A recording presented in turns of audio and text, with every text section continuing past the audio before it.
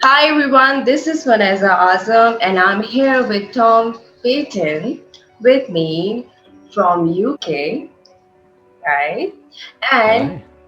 I am going to share, Armia is all about building up businesses and sharing all tremendous experiences for the people and giving you the trainings accordingly. So I'm here to share the depth of startup positioning, how we can build our new business and what we can do, what side effects we can take over and come over of COVID. So hi Tom, how are you?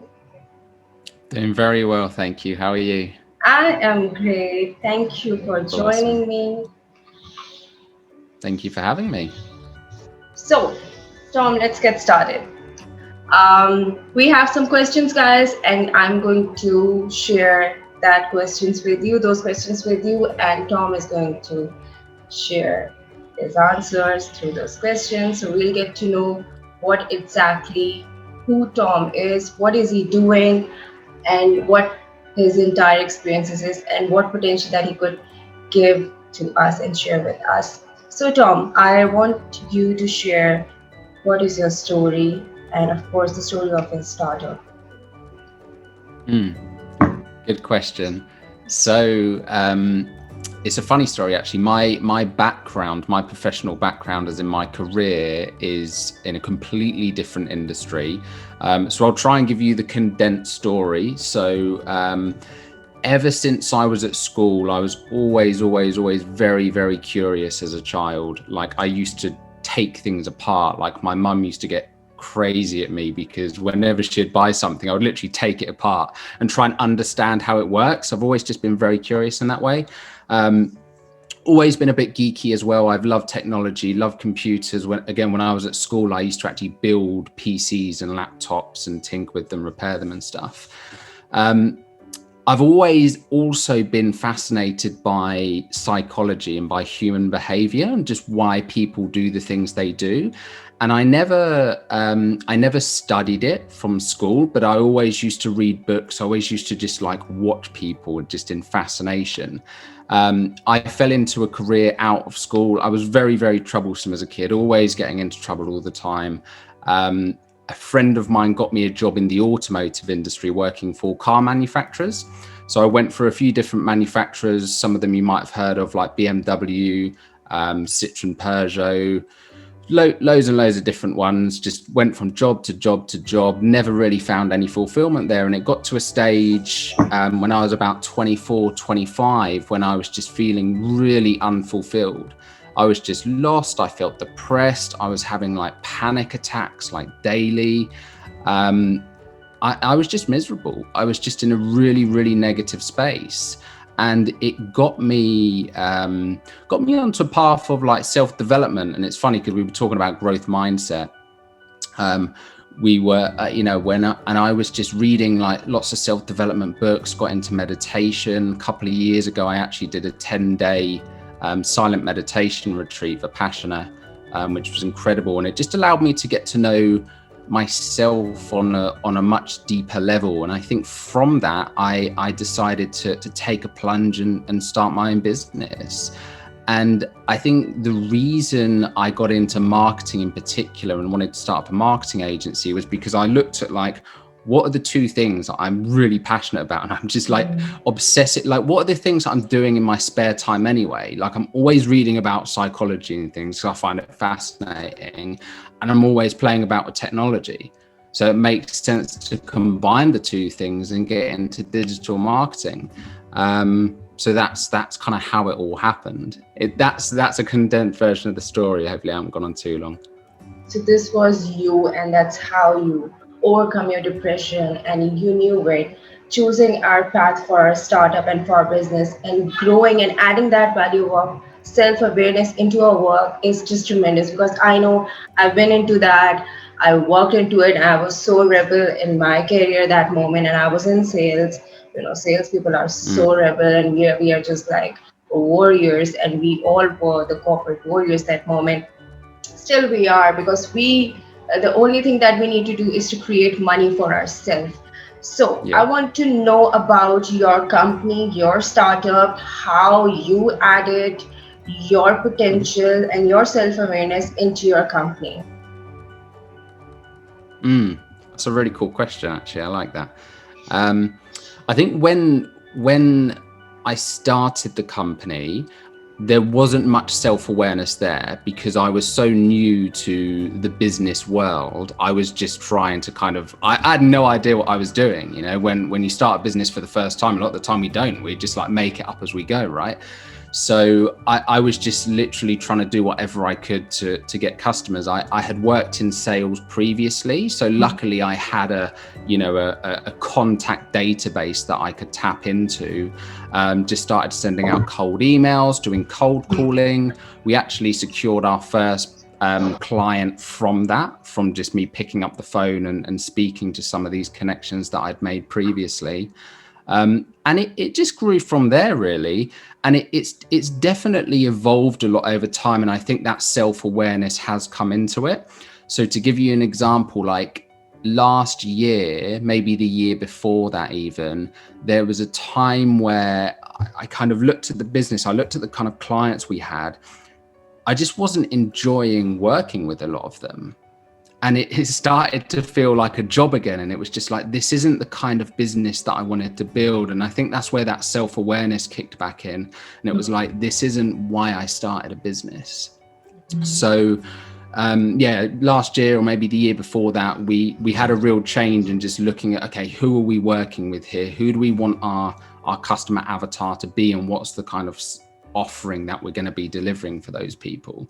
So to start with, it was just taking whatever we could get, right, to bring the money in. Like, you need to do that, I think, in the early stages. But the past couple of years have been about really kind of refining who that is and who we're doing it for. So what is the objective of your business, and how would you see that this was the objective of your life? Because we all know that without a purpose in our life comes to an end. Like, for example, if you're having a lot of money, it's done, it's done. But having a purpose leads you and moving you forward. So what was the purpose? The purpose for the business from a personal perspective was to be able to actuate on my potential. So I think from getting into the whole growth mindset thing and self-development, I became really fascinated by human potential and just wanting to find out how far I can push myself. So that was a big driver for me, like just wanting to build a business, wanting to start something, wanting to see how far I could push myself. The purpose for the business and really the problem that I wanted to solve is that and where I think I saw a gap was that, especially in the marketing space, like it's so noisy, right? Marketing as a whole, like there's so many tactics and tools, and you need to run Facebook ads, you need to use this secret super strategy, whatever, right? There's just so much noise out there and it becomes very, very overwhelming. One of the things that people have always said to me is that I have a very calming demeanor. Like I'm very like relaxing to be around, and I have a way of explaining complex topics and making them very simple.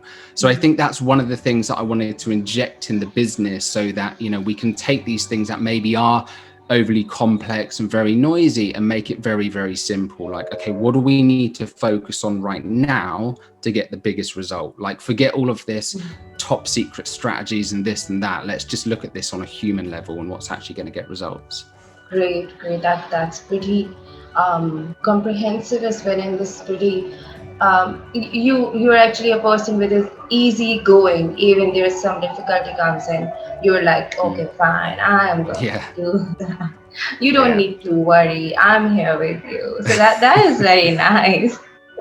Okay, so the next question is, because we have a very hard sort of questions with you, Tom, because I wanted to take the entire juice out of you to share with the people, and that's how we can build our community. What is the budget and time scale of the digital marketing strategy in COVID? Yeah, that's a good question. I wouldn't say that there is a set budget. It's really going to vary from business to business. Some businesses can get away with spending £100 a month. Others may need to spend 10 grand a month. It all depends where they are and what their ambitions are. But there are absolutely ways of doing things in a more kind of intelligent and cheaper way.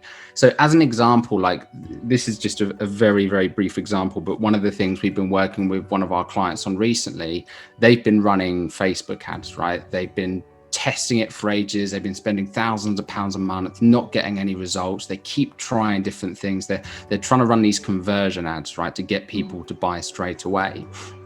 One of the things that I think works really effectively on Facebook in particular is to run engagement ads to a blog on the website. So it's not necessarily for conversion, but what that allows you to do is to get people to raise their hand. So for example, like I wrote an article on this recently about car dealers, right? Car dealers will run an advertising campaign with a picture of a nice car on it, like, look at this nice car. The problem with that is you're going to get people clicking who have no intention of buying a car. They just like cars, so they're clicking on it.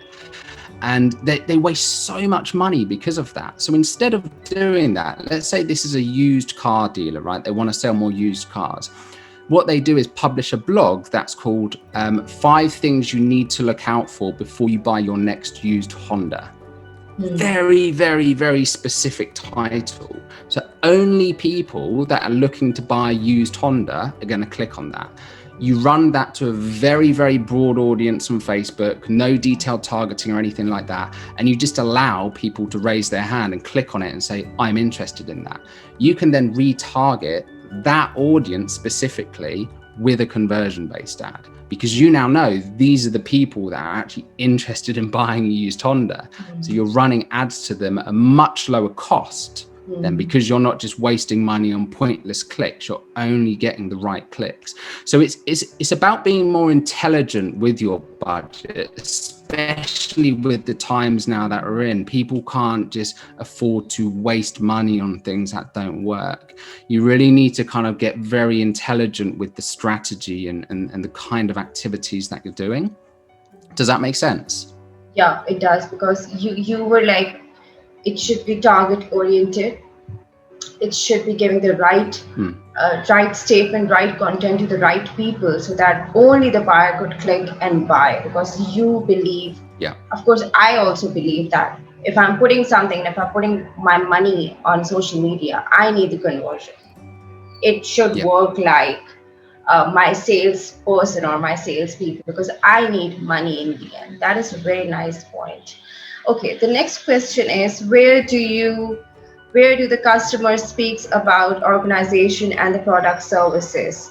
Review sites, social media platform, etc. So yeah, this is an interesting one. I think a lot of people get caught up on this, like, where, because there's so many platforms now, right? There's so much choice. Like, where do we even get started? I think the main question to ask yourself is who is my customer avatar? Where are they spending most of their time online, right? Like, for example, if you are targeting a Gen Z audience of, lots of young people, maybe TikTok is the place to be. Right. But I think an important thing to note here as well, because I've seen this done horribly wrong, is when brands that are run by, 40-year-olds are trying to go on TikTok and they have no idea about the context of the platforms or how to speak to a younger audience. So I would say, make sure that you get help and advice from somebody who is your target audience, right? So you understand how to communicate and how to fit in that environment, because otherwise you're going to stand out like a sore thumb and people just won't engage. So the biggest question is, where are most of my customers going to be online? Are they more professional? Are they more likely to be on LinkedIn?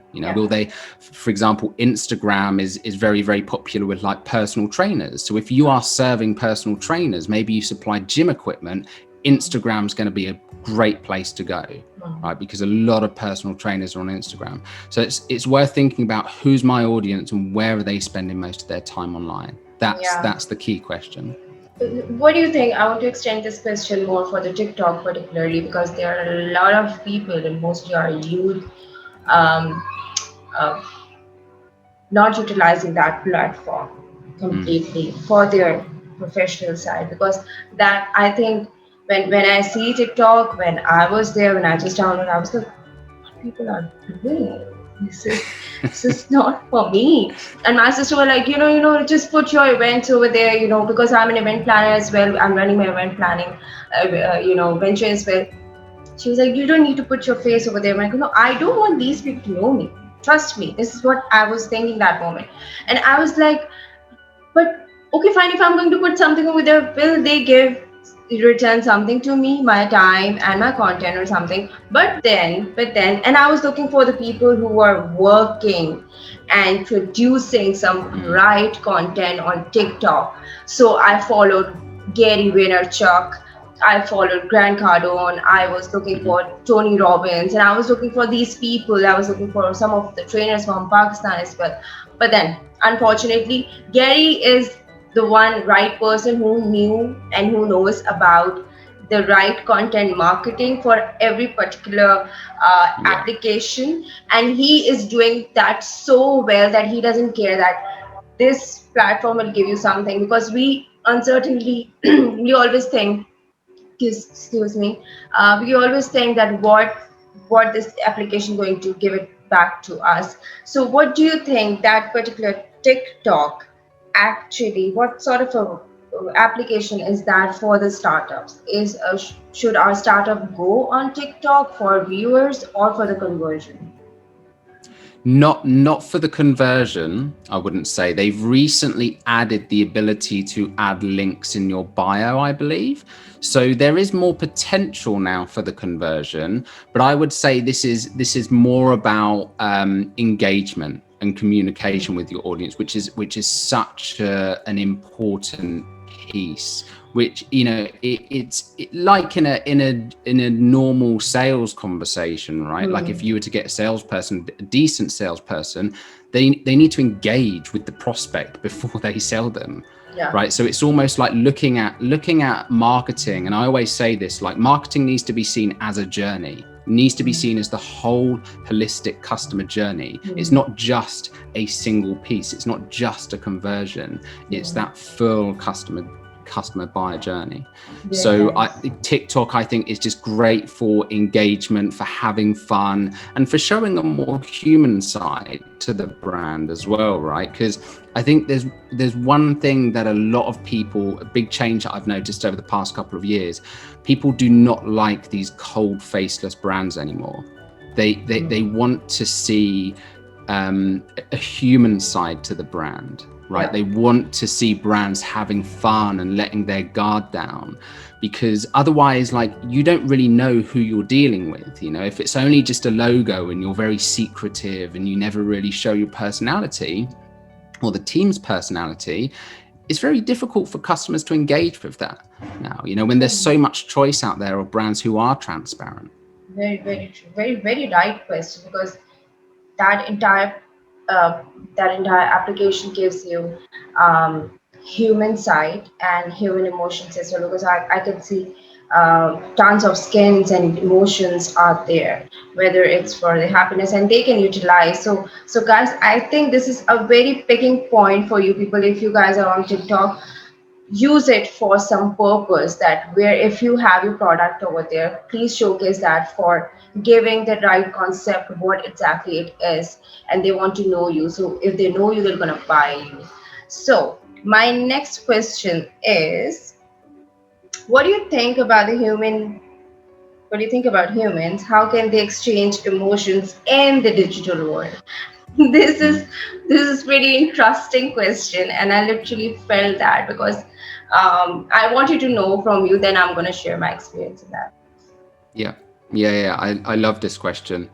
It's something I'm really, really passionate about, is like a lot of people talk about technology and social media like it's this terrible thing and it's destroying humanity and human connection. The way I see it is when it's used right, social media and technology should be an extension of human connection. It's not a replacement. It's not to replace genuine human connection and emotions, but it can extend our reach to a bigger audience. And I think to really tap into people's emotions, it comes down to storytelling. Really, like I think that is the absolute key, is telling stories. I lose count of the amount of times, like there have been so many times where I've posted, valuable content on LinkedIn, how-to guides, and telling people all these marketing tips and strategies and stuff. Yeah, it gets decent engagement, but then I will post something personal, right? I will post a story. I will post something random, like I did a post about my meditation retreat. And someone said to me, why are you posting that on LinkedIn? Like, what's the point of that? And I said, I just want to post, I just want to show the human side. A day later, oh God, I've been wanting to do one of these for ages. Tell me about it. And I started speaking to him, right? And that then ended up becoming a client. So it's just like, it's, I think the thing that people don't see is people do buy with emotions. Yeah. Like we buy for emotional reasons and we justify it with logic. Like it's a really hard concept to grasp, but it's so true. Very true, very true.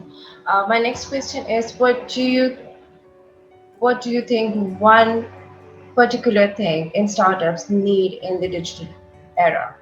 What one quality, if I would say, or one component we need in digital era for startups? Wow, yeah, that is a good question.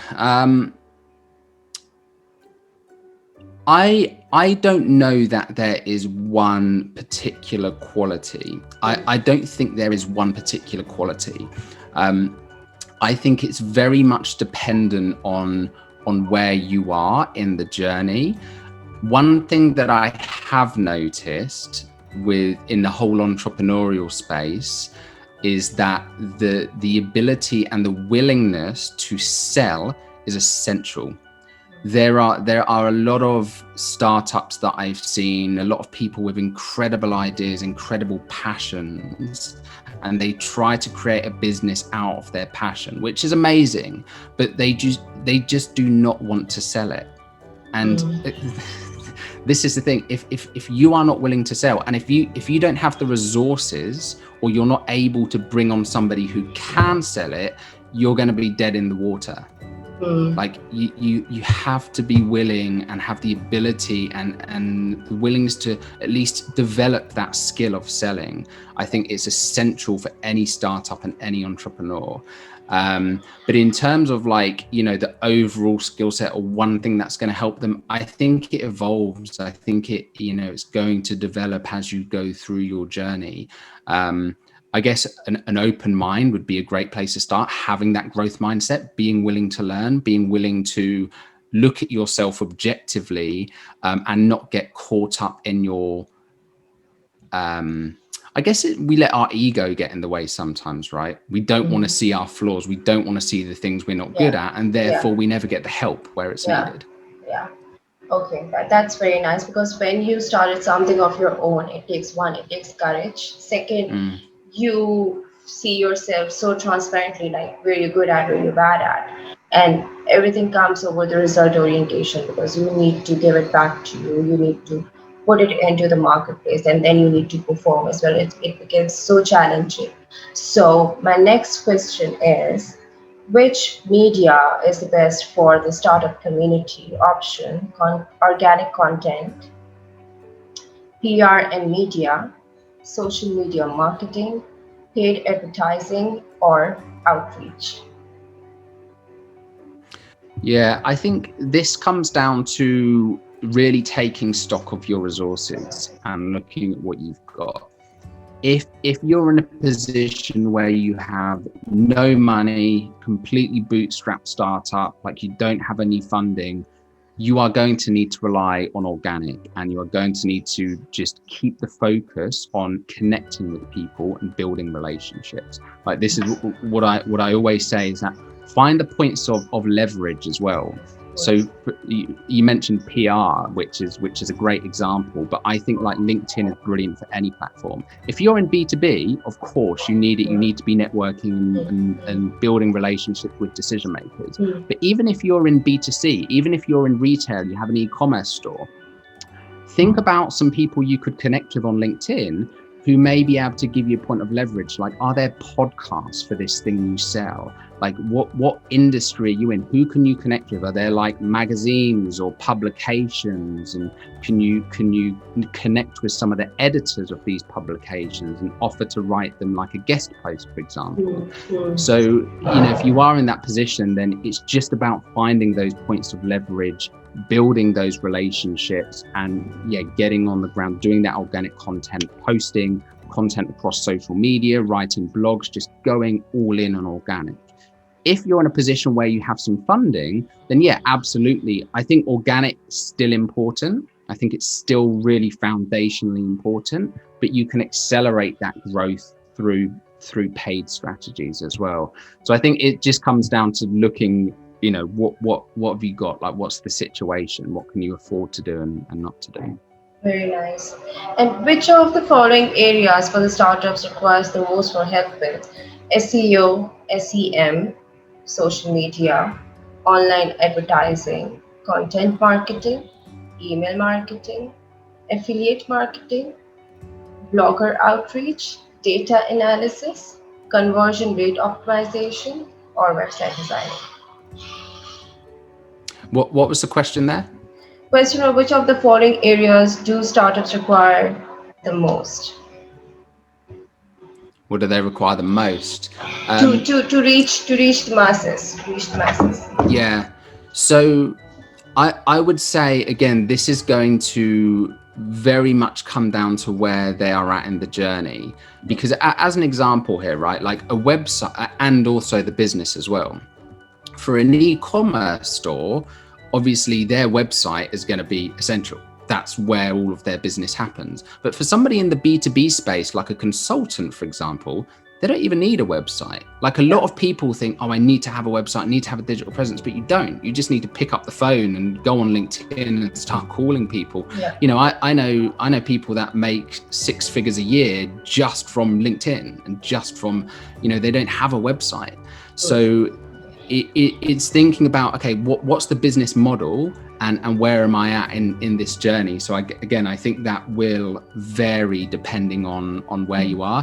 I don't think a website is always essential. And in terms of which strategy you use, that's going to vary. But for example, like conversion rate optimization, it's brilliant to do, but there's no point doing it if you don't have any traffic coming to the website, because you can't test it.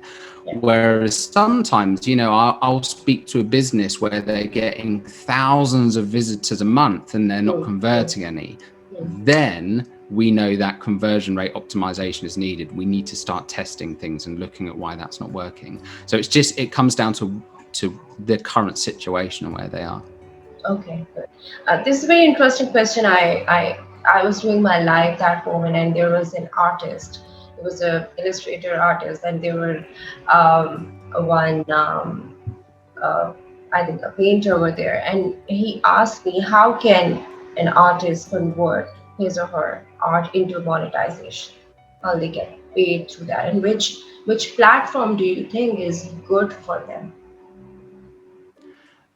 I love this question because my brother is an artist as well. So it's something that I've actually been working with him on over the past couple of years. And the biggest things to think about here is who is your art for? Like, are you selling art that is going to be, is it very, very high-end pieces that, a collector would want? If so, it makes sense that you're going to want to be going to exhibitions. These days, there are actually, I can't remember the names of the apps, but there are websites now where you can do virtual exhibitions. right? You can actually hold these online virtual exhibitions. So doing things like that could be great. But I think you're going to have to, Facebook groups is a really good one. Again, we were talking earlier about growth mindset. If you go into Facebook groups and type in art collectors, you will find places with thousands of your perfect customer. Go in there, start networking with people, start engaging with them, and start building that audience gradually over time. One of the things I said to my brother, he does all these kind of like funky caricatures and stuff. I said, why don't you reach out to the people that you idolize, like some kind of micro influencers almost, and offer to paint them a free caricature, right? Like do it for completely free in exchange that they post it on their page, and you've then got that leverage. So it's just thinking about where are these points of leverage and how can I kind of, you know, reach out to these people. Instagram is a good platform, again, depending on your style, depending on like what kind of art you're doing. I think you have to think about, am I going to find them in Facebook groups? Are they kind of more young, trendy? Would it be Instagram? And then just hit people up in the DMs. Another great thing as well, that I'll just share on a final point that worked really well for my brother, is find some artists who have a following already, who have a similar style to yours. Very nice. Go onto their Instagram page and look at all of their followers and follow all of their followers, because you know that if these people are, if let's say they've got 10,000 followers, if you've got a similar style, there's a good chance they're going to like your stuff. So start going onto their profile, engaging with it, get them to come to yours, and you'll start building up your audience as well. Great, very nice point, very nice. And I just got one question out of this art thing. Most of the artists, they think that they are making art for fun and for their self. It's actually they take art as meditation as well. But again, they do feel that they do need money, because of course, if they don't monetize it correctly, I would say correctly, because most of the artists, they don't know how to make money.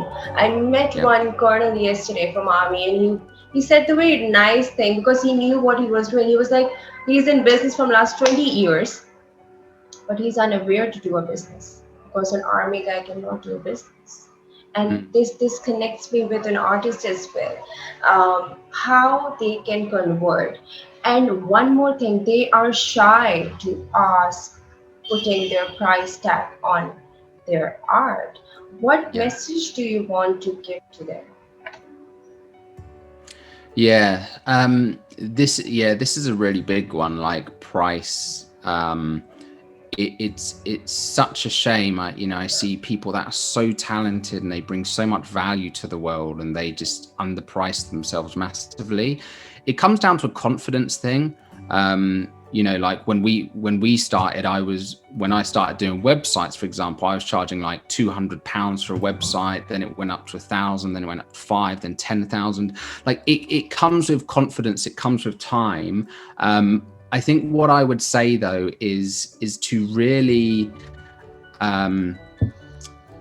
there's something fascinating, right, that happens. Like we always assume that if something's cheaper, people are more likely to buy it, but that's generally not the case. Like people, when something is expensive, there is a perceived value in it. We think that if something's expensive, like you go to these art galleries, right, and there'll be like a blotch on the wall with like a paintbrush, and it's like £100,000, right? It's that perceived value. It's almost, you have to raise yourself up to that level. And it takes a lot, and I think this really is a big mindset thing. I don't think it's something that I can unfortunately communicate in words. People are just going to have to do the work on themselves and see and build up that value in themselves. Great. It's a very nice answer, because when I started my business, I was having no money, and I resigned from my job, and I was like done. I was making money in millions for other people. Why can't I just do it for myself? And when I came home, and I just told my mom, I just resigned. She was like, what? so on. And I was like, okay, I'm going to start my own business. And there are a lot of people who naysay like, you don't need you need capital to start your business. You need, like, no, I don't need capital. I need two big um, logos attached with me, so then I can get the third logo coming for me and fourth logo coming for me. But again, I decided that my very first client should be the bigger one. My very first client should be paying 1 million on the table for me, and I know my potential. It is very right, because that moment, if I would say, I was having very strong rebel mindset, and I knew the potential. It is very, very important for people who actually wants to do a business. They really need to understand the power for their own thoughts, their own body language, and whatever you think, it comes over your body language. Very nice answer, Tom. So true. So, where did my questions go? What do you think about the overview of 2020 entirely in digital era? So 2020 has obviously been an interesting pattern interrupt year. I think, I mean, obviously the biggest thing that kind of goes without saying is just there has been a shift, even for people that didn't want to embrace it are now having to embrace digital. Yeah. Right. So I think for those people that were kind of teetering on the edge for a while, they were unsure about it, they now realize they need to get on digital. Right. And that's where, like, you know, we're quite fortunate in our position in the industry we work in, because a lot of people are taking it more seriously. So they're like, hey, we need help. We need help with this. So I think that's the biggest thing. People have been forced into a position where they are having to start building an online presence. I don't think there has been a massive amount of other change, other than the fact, like I mentioned earlier, this has been gradually happening over the past couple of years, but just the necessity to be a storyteller online, to, like you were saying earlier, like bringing emotions into content, bringing like real conversations into content, instead of it just being, you know, lots of companies advertising themselves, right, and just being this noisy marketplace. I think Nike is one of the great product. They give the empowerment for the athletes. They show the power of the athlete. They show the urge and surge of doing something, and then they connect with the emotions for the sportsman. Okay, what is failure for you, and what did you learn from your failure, if you have it? I've got loads of. I fail every day. I try. If I haven't failed at least once a day, then I am failing, funnily enough. But no, I actively try to fail. I think, I guess, what's my most recent failure?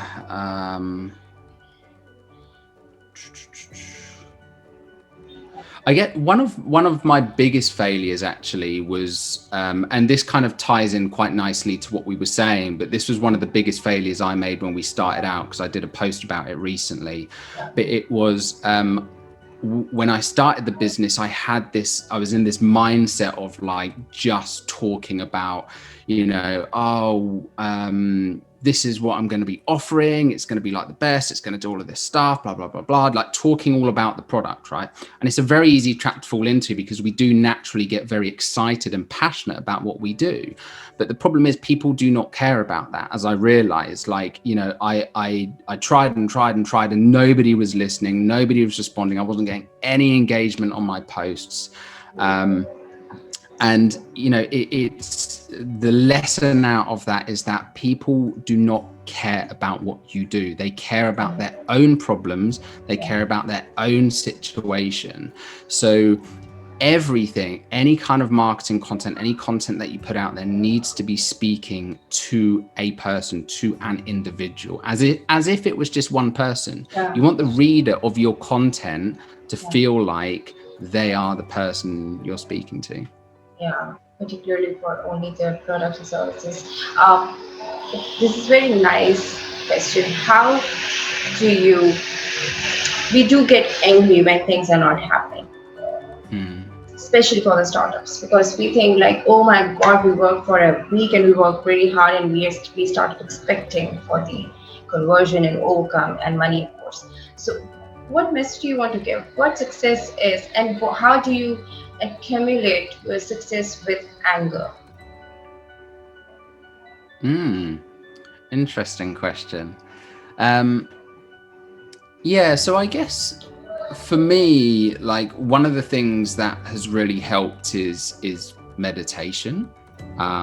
It's I know it's not the answer a lot of people will want to hear, but for me, it's been so transformational in just being able to approach every day just more level-headed and more rational, because I think when anger creeps in, we start making bad business decisions, right? When we're making decisions from a place of emotion, we end up making bad business decisions.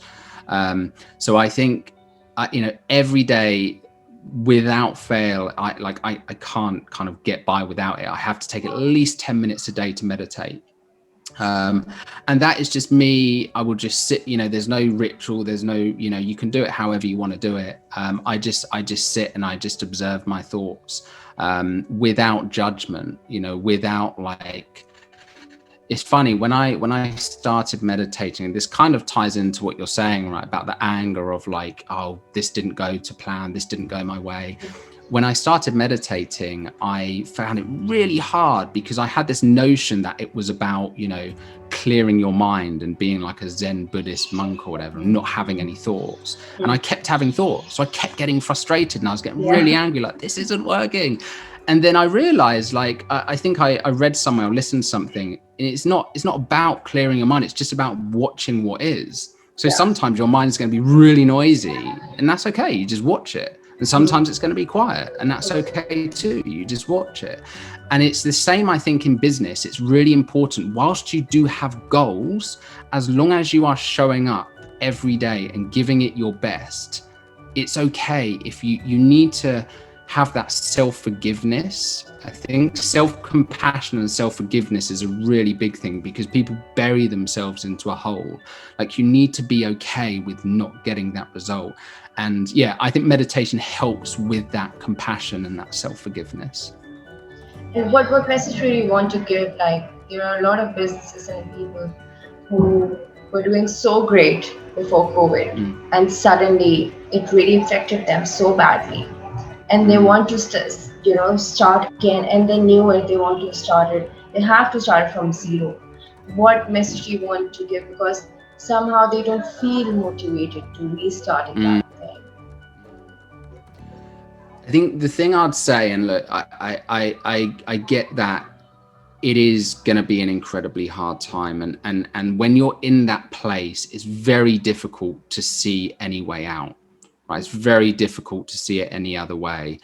But when I look back at my past and all of my failures, like we were talking about earlier, every time I've failed at something, or every time I've had, been kicked back, I've made 1,000 steps and then I've been kicked back 2,000 steps, right? There has always been a new opportunity out of that. Yeah. And I think, for anybody listening, for anybody watching this right now, I think if you look at your past and you're really honest with yourself, you look at your life and you look at your past, every big failure that you've had, every bad thing that's ever happened, there is always a new opportunity that has been born out of it. So even if you can't see that opportunity right now, even if you can't see a way out, there is an opportunity in there somewhere. And I think it's just going to take time to process, to continue on, to persevere, and the opportunity will present itself, and it will be, it will be something incredible. It's just keeping your eyes open. I think what happens, if, speaking metaphors, but when we're in a dark place, we often kind of have our head to the ground and we're just sad. But if we look up, there are lots of other opportunities out there. So I think it just takes that, keep your chin up, keep looking for those other opportunities, because they are out there, and you will have another chance. Very, very true. We should not block our view if we are having blockage for our journeys. Very nice. if you had all the time, energy, money to do anything and to keep yourself healthy, what would you do and why? If I had all the time, is this just to keep myself healthy? It's everything, your money, your health, like you have everything. What is Okay. the next thing you want to do and why?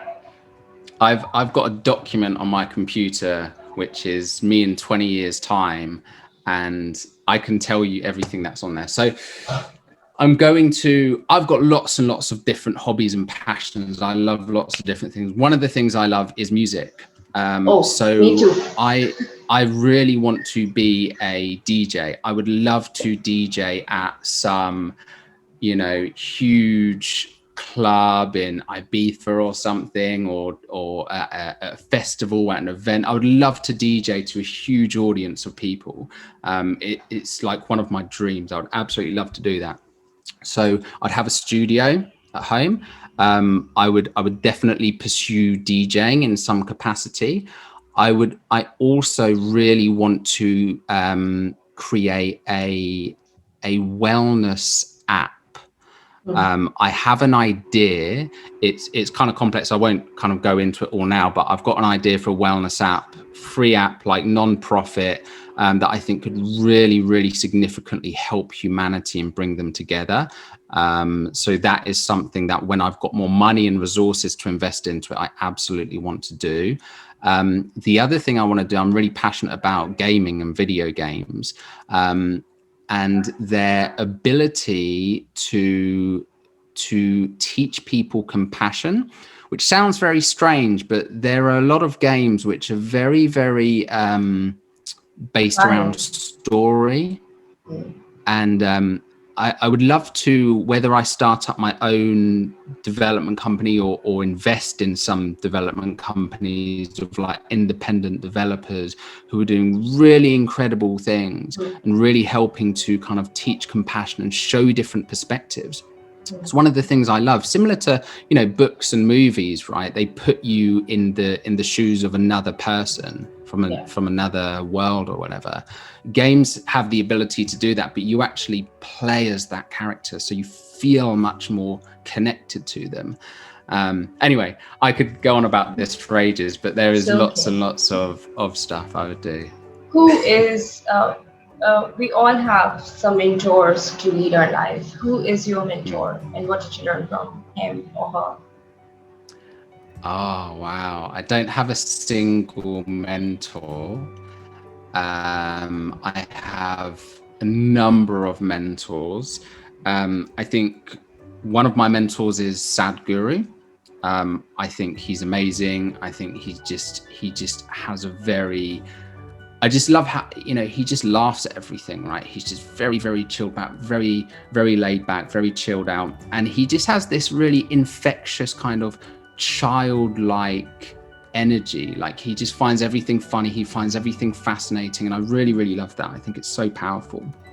Tom Bilyeu has also been a huge inspiration. I think he's incredible, seeing the kind of person he was, from being this like fat kid on the couch who had zero motivation to starting up, one of the fastest growing companies in America. And he's now very much focused on the impact that he's giving, right? And this breakthrough he had around, he made loads of money and then he realized that money wasn't giving him fulfillment. So he's now pursuing impact. Gary Vee is another one.